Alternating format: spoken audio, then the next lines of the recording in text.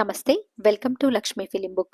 Super star Mahesh Babu దర్శకధీరుడు SS Rajamouli combination లో రూపుదిద్దుకుంటున్న గ్లోబల్ యాక్షన్ అడ్వెంచర్ వారణాసి మూవీపై అంచనాలు ఆకాశాన్ని తాకుతున్నాయి.